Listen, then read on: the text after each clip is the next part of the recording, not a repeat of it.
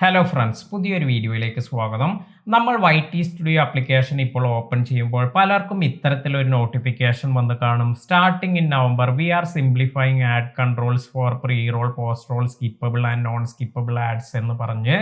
അപ്പോൾ ഇത്തരത്തിൽ ഈ ഒരു നോട്ടിഫിക്കേഷനിൽ നമ്മൾ എന്തെങ്കിലും ചെയ്യേണ്ടതുണ്ടോ എന്നെല്ലാം പലരും ചോദിക്കാറുണ്ട്. അല്ലെങ്കിൽ എന്താണ് ഇവിടെ ചെയ്യേണ്ടത്, ഇതിനെക്കുറിച്ചെല്ലാം പലർക്കും കൺഫ്യൂഷൻ ഉണ്ടാകാറുണ്ട്. അപ്പോൾ എന്താണ് ഇവിടെ വന്നിരിക്കുന്ന ഈ നോട്ടിഫിക്കേഷൻ എന്നതിനെക്കുറിച്ചാണ് ഇന്നത്തെ വീഡിയോയിൽ പറയുന്നത്.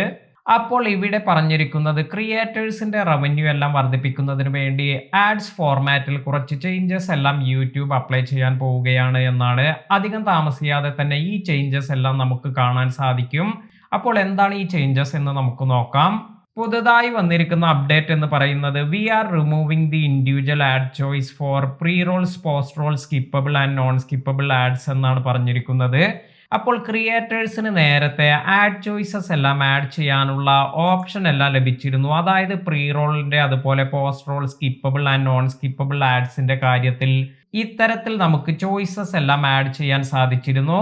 എന്നാൽ ഇനി മുതൽ ഈ ചോയ്സ് ഇത് ഇൻഡിവിജ്വൽസിന്, അതായത് ക്രിയേറ്റേഴ്സിന് ലഭിക്കില്ല എന്നാണ് യൂട്യൂബ് ഇവിടെ വ്യക്തമാക്കുന്നത്.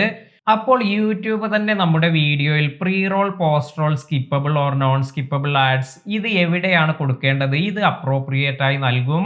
അതിനാൽ തന്നെ ക്രിയേറ്റേഴ്സിന് അവരുടെ റവന്യൂ എല്ലാം വർദ്ധിപ്പിക്കുവാനും ഈ ഒരു ചേഞ്ചസ് സഹായിക്കുമെന്നാണ് യൂട്യൂബ് ഇവിടെ അറിയിക്കുന്നത്.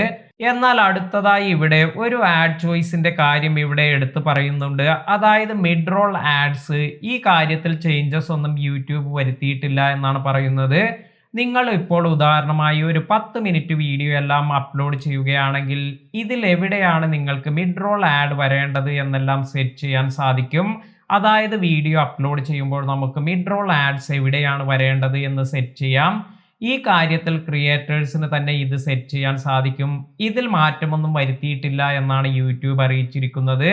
അപ്പോൾ മിഡ് റോൾ ആഡ്സ് ഒഴികെ ബാക്കി എല്ലാ ആഡ്സിന്റെ കാര്യത്തിലും യൂട്യൂബ് തന്നെയാണ് ഡിസിഷൻ എടുക്കുക. മിഡ് റോൾ എവിടെയാണ് സെറ്റ് ചെയ്യുക എന്ന് ക്രിയേറ്റേഴ്സിന് തന്നെ ഡിസൈഡ് ചെയ്യാൻ സാധിക്കും.